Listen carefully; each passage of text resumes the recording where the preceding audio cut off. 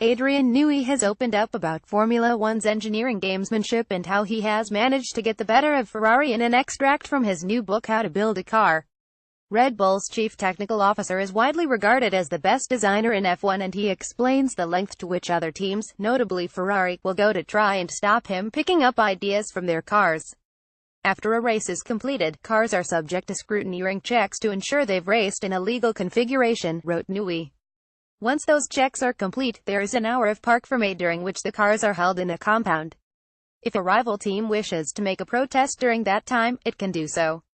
Related to this point, there's a lot of gamesmanship that takes place when cars are held on what we call the dummy grid before a race. Engineers such as myself take the opportunity to have a look at other cars. Mechanics, when they see a senior engineer from an opposing team, e.g. me, in the vicinity, will swarm around their car, attempting to obscure the bit I'm looking at. Ferrari, in particular, are a veritable hive of activity when I wander in their direction.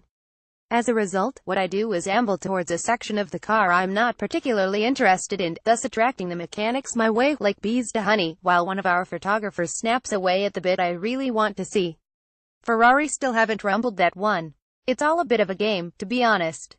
If I really want to look at a car, I need only wait until after the race, when the cars are held in parc fermé, where nobody's allowed to touch them for an hour. They're often parked right under your nose, and with all the mechanics busy packing up, you can look at them as much as you like. As I say, that's when the teams can raise a protest if there's something about the car they don't like. 50 years after its debut in the Dutch GP, Sky F1's Martin Brundle heads to Zandvoort to get his hands on the iconic Lotus 49, owned by Red Bull Chief Technical Officer Adrian Newey. 50 years after its debut in the Dutch GP, Sky F1's Martin Brundle heads to Zandvoort to get his hands on the iconic Lotus 49, owned by Red Bull Chief Technical Officer Adrian Newey. Newey on McLaren life under overly controlling Dennis. After helping Williams win 5 Constructors' Championships, Newey joined McLaren in 1997, and his MP413 designed car secured the team the 1998 Constructors' title and Mika Häkkinen the Drivers' Championship, before his 1999 MP414 car ensured the Finn defended his crown. Newey spent 8 years with McLaren before moving on to Red Bull, and he has also opened up about life working under Ron Dennis and a stern warning shortly after the team moved into the McLaren Technology Center. "We had just moved into a new Norman Foster designed factory. On the face of it, our new factory should have been good, but to appreciate why to some of us at WASNT, you have to understand that one of the best ways to upset Ron Dennis is to sit down in his office, where he'll usually have a few piles of papers neatly stacked on his desk, and just tip one of those piles by a few millimeters, knowing he'll then focus on that pile for ages, because he won't be sure whether you've straightened it or made it crooked. That's him in a nutshell. He is very, very neat and organized, which of course are positive qualities until such time as they cross the line into becoming overly controlling.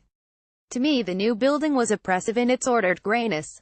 Reminiscent of something from Fritz Lang's Metropolis, it featured rows and rows of desks with nothing out of line.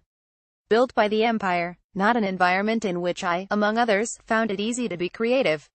When we first moved in, we weren't even allowed glasses of water at our desk, and absolutely no tea or coffee or personal effects.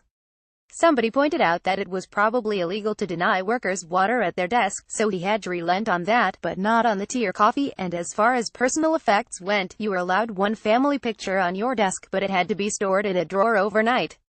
Meanwhile, if you were part of the workforce, you had to enter the building walking down a circular staircase into an underground corridor with a gray floor and white walls. It felt like you were entering some Orwellian film. You'd then walk back up another circular staircase into the middle of the building, to your workstation. I hated walking through the corridor, so instead I would walk along the grass verge, then cross the inner road and enter through the race bay where the trucks were parked.